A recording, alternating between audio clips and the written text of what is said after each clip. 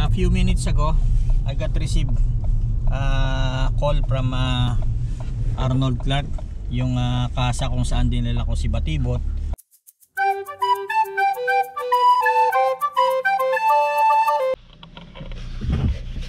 Magandang umaga dyan sa inyo mga kakural. Hindi magandang panahon ngayon, medyo umuulan siya. But anyway, pupunta tayo ng Northwich kung saan naka-schedule itong sasakyan, si Batibot, for annual check-up. So, MOT test niya for today. And sana wala maging problema, konti lang yung sira para maipasa niya yung MOT test. Lahat ng sasakyan dito sa UK dumadaan sa MOT test. So, I hope na konti lang yung sira niya para konti lang yung damage natin sa bulsa. So, my schedule is 10 o'clock ngayong umaga. It's now 8:58 ng umaga. So meron tayong more than 1 hour papuntang Northwich. So I hope hindi traffic today. Well, umaga, oras peak, actually peak hour ngayon. So ini-expect ko na traffic dito lang sa Knutsford town center, pero outside ng town center hindi na traffic yan. So let's go guys, at dadalhin na natin si Batibot sa kasa. So wipe ko muna yung windshield para malinaw yung panonood nyo. Okay, maybe 15 to 20 minutes drive, ganun siya kalayo. Actually malapit siya dun sa McDonald, dun sa laging pinupuntahan ko sa Northwich na McDonald. Tingin ko naman walang sira itong si Batibot. So malamang MOT lang ang babayaran natin, I hope. Pero wala naman kasi ako nararamdaman siyang sira. Tsaka mag-iisang taon pa lang ito sa akin. Sana walang traffic.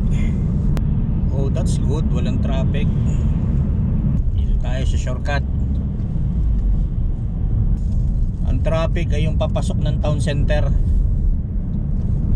Pero yung palabas, ayun, ang dami naka yung palabas walang problema. Kahapon kasi kahit yung palabas ng town center, traffic din. Ito mo itong trabaho, itong roadworks na to, hindi naman mahaba. Nilagyan pa nila ng traffic lights. Iba talaga dito pagka health and safety ang concern. Sana matapos ngayon itong MOT test ni Batibot, kasi bukas may trabaho na ako. Kailangan bago ako pumasok sa afternoon job, makuha ko na si Batibot sa kasa. Kasi once na hindi ko siya nakuha, ay malamang bukas pa makukuha ito. Hindi pwede kasi nasa trabaho din ako bukas, kailangan ko na sasakyan.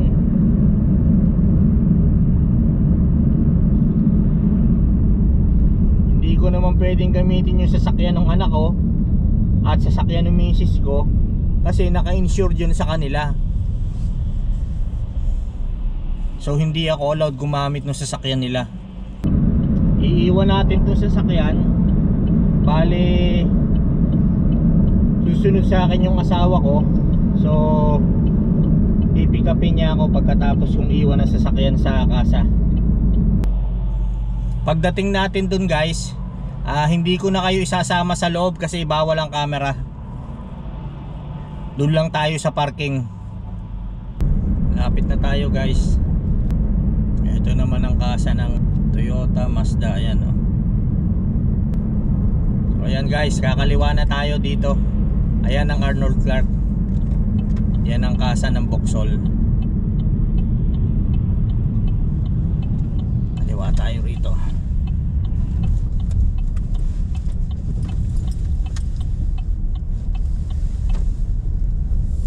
Pili na oh, daming stock. May mga presyo na dun sa windshield nila. Hanap tayo ng mapaparkingan.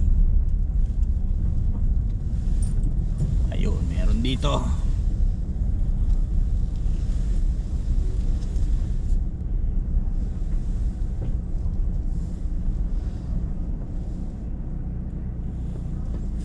Okidok. So dito na lang muna tayo guys. Iiwan ko na kayo mga kakural, hindi ko kayo pwedeng isama sa loob. So see you later guys. So okay guys, update lang. A few minutes ago I got received call from Arnold Clark, yung kasa kung saan dinala ko si Batibot. And okay na, nakapasa siya sa MOT. And wala naman naging problema. So okay yung sasakyan. I'm going to collect it now. Pinagdadrive ako ng asawa ko papunta doon sa kasa. And then pagdating doon, i-drop off niya lang ako. Ako na magdadrive ng sasakyan pa uwi. So yun lang guys. Buti na lang walang problema yung sasakyan.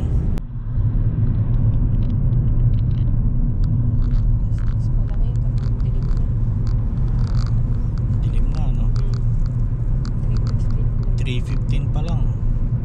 Pero ang dilim na. 3:15 pa lang ba talaga? 3:15 pa lang. Malapit na tayo guys. Eto na. Kakaliwa na tayo rito.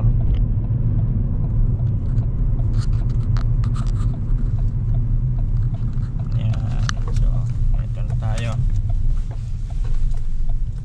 Hanap lang tayong parking.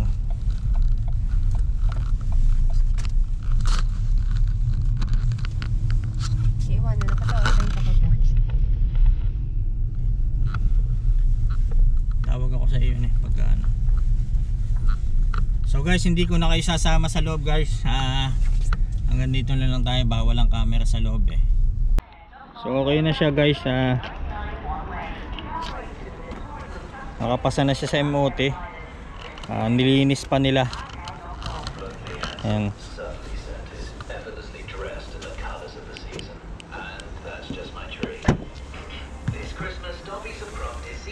Nilinis nila yung labas. Itong loob naman nilinis ko na. So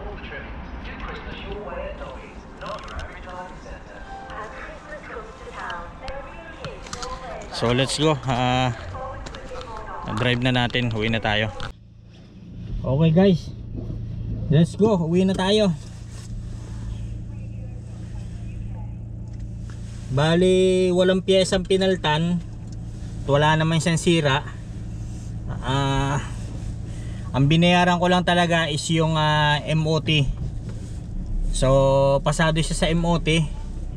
And I can use this car for another 1 year. So yeah, let's go.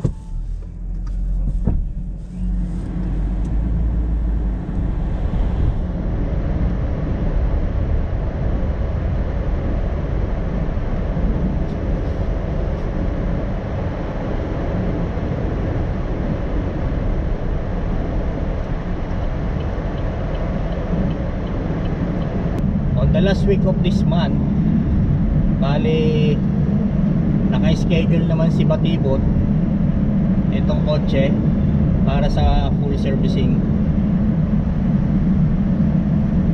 Sila uli ang gagawa.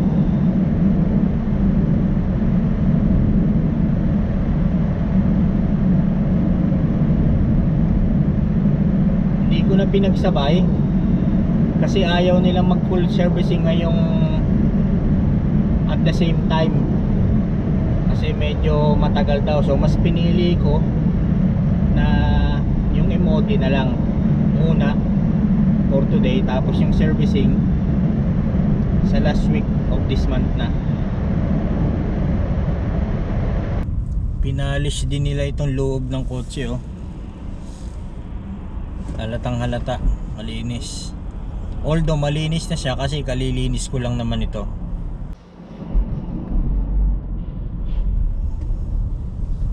Dito na tayo sa Knotsport guys. Ang oras is now 10 minutes before 4 o'clock. Traffic papasok ng Matsford. Second job pa tayo. Abot naman ako sa second job, kaya lang as much as possible gusto kong makapasok ng mga 4 o'clock para tapos na ang trabaho natin ng 7 o'clock, kasi 3 oras lang kasi yun eh. So maagap tayo makakapagpahinga. And today is Friday. So alam nyo na, pag Friday weekend na. Sa bagay parang hindi naman Friday kasi may trabaho rin ako ng Sabado at Linggo sa hotel.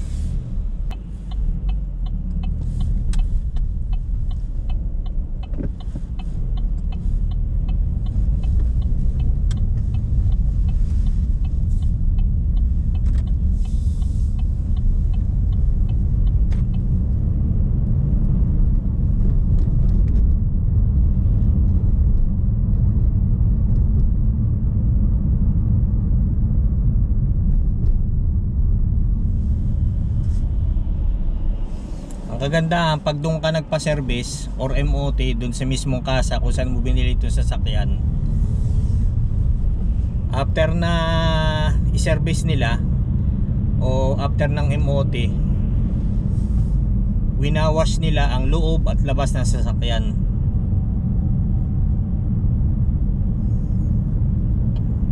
Amoy bago. So next year doon ulit tayo magpapa-MOT. Gusto ko talaga maintain ito ng kasa. Buti na lang walang pasok ang asawa ko. Ay, meron pala. Ibig ko sabihin, buti na lang naservisan ako ng asawa ko. Kasi ang hirap ng mag-commute.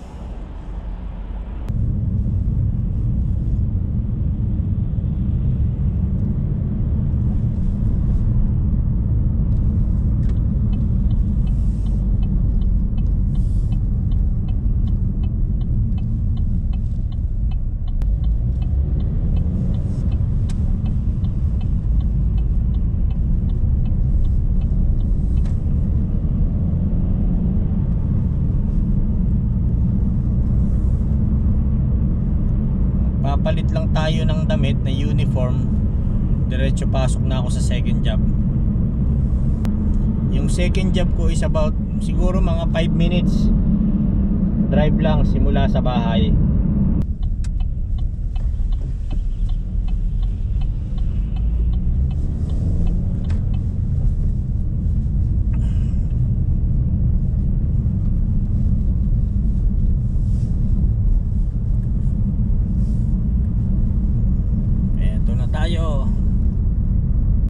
So ayun guys, nakuha na natin si Batibot. Ang kagandahan nito, wala siyang sira. So ang binayaran ko lang talaga is 54.95. 54 pounds and 95 pence. So yun lang yung binayaran ko. Yun ay para sa MOT lang. So walang pinaltang pyesa, walang ni-repair. Talagang wala siyang diferensya. So I'm happy dahil hindi ako nagkagastos ng malaki. So guys, dito ko na puputulin ang vlog na to. So kung bago ka sa akin channel, please subscribe to my channel at pakipindot mo na rin yung bell button icon dyan sa ibaba para lagi kang updated sa aking mga video. So hanggang dito na lang guys, ito ang inyong Papa Piggy na palagi nagsasabi, bawal ang negative kaya dapat stay positive. So hanggang dito na lang and I will see you again sa susunod na vlog. Bye for now.